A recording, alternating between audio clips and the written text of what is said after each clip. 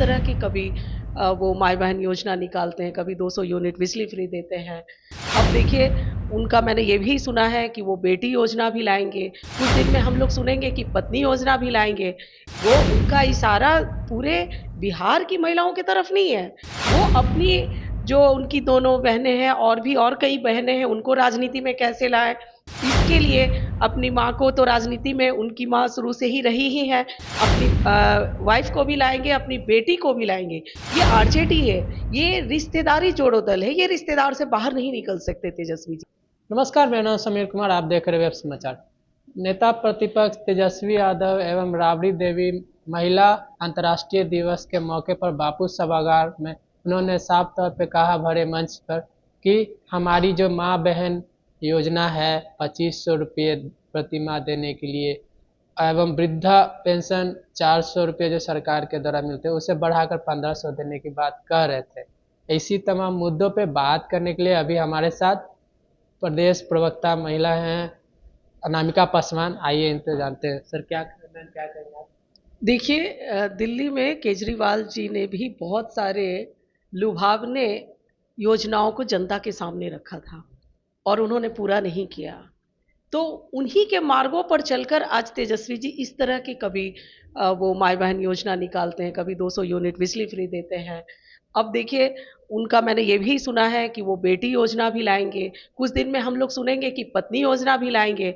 वो उनका इशारा पूरे बिहार की महिलाओं की तरफ नहीं है, वो अपनी जो उनकी दोनों बहनें हैं और कई बहनें हैं उनको राजनीति में कैसे लाएँ, इसके लिए अपनी माँ को तो राजनीति में उनकी माँ शुरू से ही रही ही हैं, अपनी वाइफ़ को भी लाएँगे, अपनी बेटी को भी लाएँगे। ये आरजेडी है, ये रिश्तेदारी जोड़ो दल है, ये रिश्तेदार से बाहर नहीं निकल सकते तेजस्वी जी। और हमारी माताएँ, बहनें एनडीए की सरकार में कितने सशक्त हुई हैं, ये इसी से अंदाज़ा लगाया जा सकता है कि महिलाओं के लिए जिस प्रकार से पंचायती राज में 50% आरक्षण मिला, सरकारी नौकरियों में 33% का आरक्षण मिला और भारत के प्रधानमंत्री आदरणीय नरेंद्र भाई मोदी जी ने किस तरह से 33% महिलाओं को आरक्षण दिया, तो सशक्तता वहाँ पे आती है। आज आप देख रहे हैं कि बजट में जो इस बार बिहार का बजट पेश हुआ है, हमारे उप मुख्यमंत्री आदरणीय सम्राट चौधरी जी ने किस प्रकार से महिलाओं को केंद्र बिंदु बनाकर अपना बजट पेश किया है। महिलाओं के लिए कई सारी योजनाएं हैं जिससे उन्हें सुरक्षा प्रदान होगी, जिससे वो सशक्त होंगी। तो बिहार को समझाने की ज़रूरत नहीं है, बिहार की सभी महिलाएं समझती हैं कि हमारे लिए कौन सी सरकारें बढ़िया काम कर रही हैं। पूर्व मुख्यमंत्री महिला राबड़ी देवी जो है उन्होंने मंच पर कहा कि माताएं बेटियों के लिए ये योजना जो है माताओं को जो 400 रुपया जो सरकार की तरफ से वृद्धा पेंशन जो है उसे 1500 देने की बात कही और प्लस उन्होंने कहा कि बेटियों को 2500 रुपया देंगे। इस पर क्या कहें? देखिए मैंने अभी भी कहा, पहली बात तो उन्हें अब सरकार तेजस्वी जी को मुख्यमंत्री बनाने का राबड़ी सपना, देवी ने जो कहा, राबड़ी देवी जी तो वही बोल रही है ना जो तेजस्वी जी बोल रहे हैं, कहीं अलग से तो बातें नहीं आई हैं।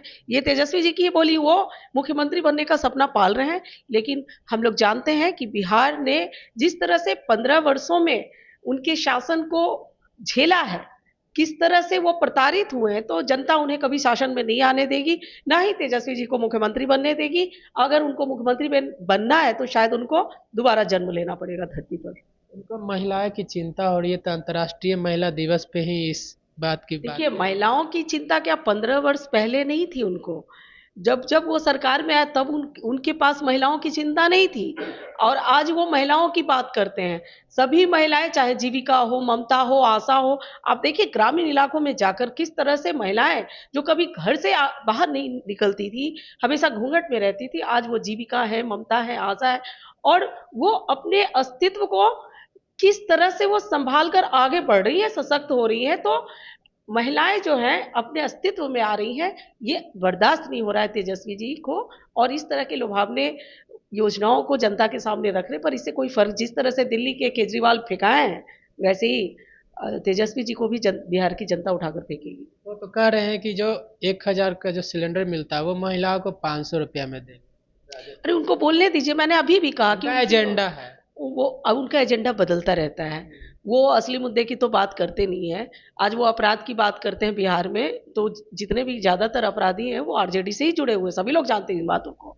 तो उनके मुद्दे से कोई फर्क नहीं पड़ता जनता। तो मैम आपको क्या लगता है कि ये जो वादे कर रहे हैं, 1,000 का सिलेंडर 500 में देने की बात कर रहे हैं, महिलाओं को 2500 रुपया देने की बात कर रहे हैं, वृद्धा पेंशन जो महिलाओं को वो 1500 की दे, ये क्या देखिए, ये सब ये वो कुछ आपने भी वादे नहीं है, हैं? ये छलावा है। वो किस तरह से मुख्यमंत्री बने, बस वो इसकी राजनीति कर रहे हैं और कुछ नहीं। मैम महिला सशक्तिकरण में एनडीए सरकार में क्या है? क्या नहीं है एनडीए सरकार में? मैंने अभी अभी आपको बताया, हर तरह से उनको आरक्षण मिला, महिलाएं सशक्त हुई हैं। आप बताइए, राजद के शासनकाल में 4 बजे के बाद महिलाएं और हमारी बच्चियां घर से नहीं निकलती थी। आज 12 बजे रात में बोरिंग रोड में आइसक्रीम खाती। ये किनकी देन है? ये हमारे एनडीए के सरकार की देन है कि आज महिलाएं बिहार में अपने आप को सुरक्षित महसूस कर रही हैं और हर तरह से वो सशक्त बनी है और सशक्तिकरण की ओर अग्रसर है। मैम गैस सिलेंडर इतना महंगा हुआ, इससे महिलाओं को परेशानी हो रही है। तो सब्सिडी में भी तो गैस सिलेंडर मिल रहे हैं। आपको शायद पता नहीं है कि उज्ज्वला योजना में करोड़ों महिलाओं को लाभ मिला है और हमारे प्रधानमंत्री जी ने महिलाओं के लिए बहुत बढ़िया सोच के साथ योजनाओं को लाया है।